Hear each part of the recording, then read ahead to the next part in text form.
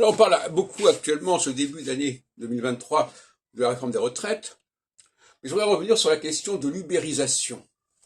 Parce que l'ubérisation, c'est de faire travailler des gens sans...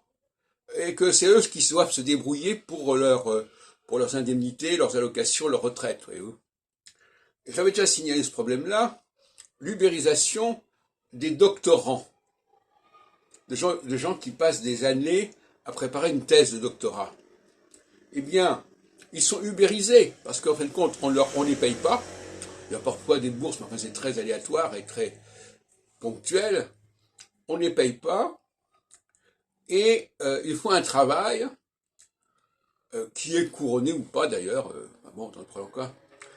Et à mon avis, c'est tout à fait injuste, parce que ça ne leur donne pas de droit à la retraite. Ça ne compte pas dans leur retraite, à moins qu'ils aient un travail par ailleurs. Et justement, à ce propos, j'ai remarqué que le recrutement à l'école pratique des études, par exemple, 5e section, où je me suis présenté en 2002, prend en compte la situation retraite des candidats et préfère des gens qui ont une retraite, un système de retraite bien installé, bien instauré, à des gens qui n'ont pas ce même système.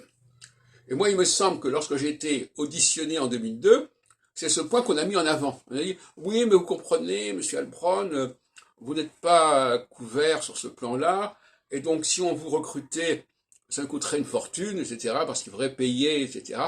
Bon, voilà, donc voilà le genre d'argument. Donc là, on a une double peine, parce que non seulement on n'est pas payé pour faire ces travaux, mais en plus, on n'a pas non plus de couverture de retraite qui soit amorcée à ce niveau-là. Bon, no comment.